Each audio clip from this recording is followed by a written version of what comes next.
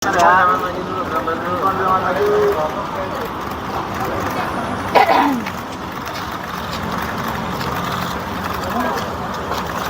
sedikit dong Pak.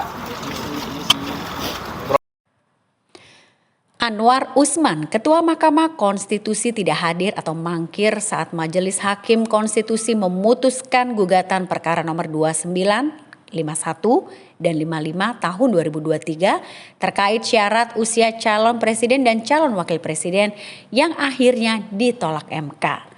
Anwar Usman beralasan ketiduran karena ia sedang sakit sehingga ia harus minum obat yang membuat dirinya sampai ketiduran. Ia pun bersumpah tidak berbohong soal alasannya mangkir tersebut. Di samping itu Anwar juga mengaku sedang sakit walaupun ia tetap menjalankan aktivitasnya di kantor. Tetapi ia tidak ikut memutuskan di dalam rapat permusyawaratan hakim atau RPH karena tertidur akibat minum obat. Kemudian ia juga membela diri sekaligus membantah kabar tidak ikut memutus perkara karena ingin menghindari konflik kepentingan. Sebelumnya, dugaan kebohongan perihal Anwar Usman tidak ikut RPH untuk memutus 3 perkara diperoleh MK setelah menerima informasi dari para pelapor dan kemudian dikonfirmasi terhadap para hakim konstitusi yang diperiksa hingga Rabu 1 November. Saat itu MK telah memeriksa 6 hakim konstitusi yakni Anwar Usman, Arif Hidayat, Eni Nurbaningsih, Saldi Isra, dan Manahan Sitompul serta Suhartoyo. Ketua MK Jimli Asidik kepada awak media pada Rabu 1 November sempat mengatakan ketidakhadiran Anwar Usman karena ia menyadari adanya konflik kepentingan dan adanya alasan kedua yakni sakit. Kemudian dilansir dari kompas.com kronologi mengenai mangkirnya Anwar Usman dalam RPH putusan 29, 51 dan 55 tahun 2023 itu sebelumnya diungkap oleh Hakim Konstitusi Arif Hidayat melalui pendapat berbeda atau dissenting opinion. Putusan perkara nomor 90 tahun 2023 Arif mengatakan pada 19 September 2023 8 dari 9 majelis hakim konstitusi menggelar RPH membahas putusan perkara untuk nomor 29, 51 dan 55 yang juga berkenaan dengan gugatan usia minimum capres dan cawapres. Arif mengungkapkan RPH dipimpin oleh Wakil Ketua Saldi Isra yang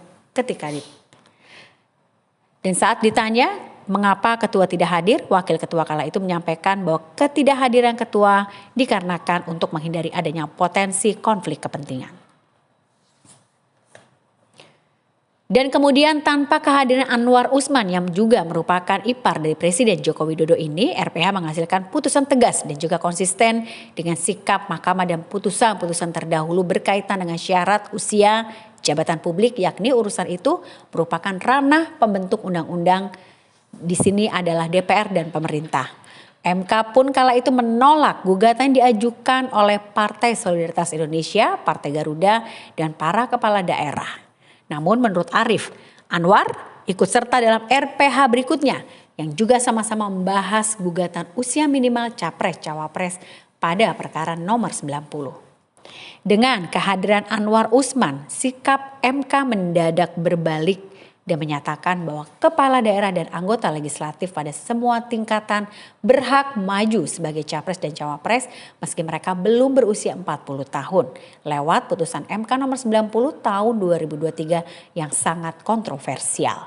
Kemudian atas dasar putusan itu diketahui bahwa putra sulung Presiden Jokowi, Gibran Rakabuming, bisa mengikuti Pilpres 2024 walaupun usianya belum mencapai 40 tahun tetapi berbekal pengalaman menjabat sebagai wali kota Solo selama hampir 3 tahun. Oke, Prof, ada juga soal bahwa Prof Anwar juga berbohong soal alasan tidak hadir. Saya bersumpah demi Allah, saya sumpah lagi demi dalil, saya memang sakit. Jadi alasannya karena sakit bukan karena memberi konflik kepentingan. Saya ini udah jadi hakim dari tahun 85 ya. Alhamdulillah. Saya tidak pernah melakukan sesuatu yang menyebabkan saya berurusan seperti ini. Kalau sakit itu harus menyerahkan surat. Ya, saya sakit, tetapi tetap masuk, saya minum obat, saya tiduran. Kan banyak pelapor yang kemudian menuntut Prof untuk pemberhentian tidak hormat. Kalau Prof sendiri ya namanya minta kan bisa aja. kalau dianggap kemudian putusan yang kemarin itu seperti membelokkan yang seharusnya tidak ada di permohonan lalu kemudian hasil Belum. kuasanya seperti itu. Sekarang begini, namanya putusan itu. Makanya saya bilang, cobalah baca secara teliti, secara mendalam, pertimbangannya. Oke? Prof, ini kan pemeriksaan kedua, apakah merasa bahwa MK ini memang mengincar bahwa Prof Loh, melanggar kok etik nggak ada seperti apa? istilah mengincar atau bagaimana? Tadi ada yang diklarifikasi, bagaimana juga beliau ada putusan atau hasil berpihak. Hasil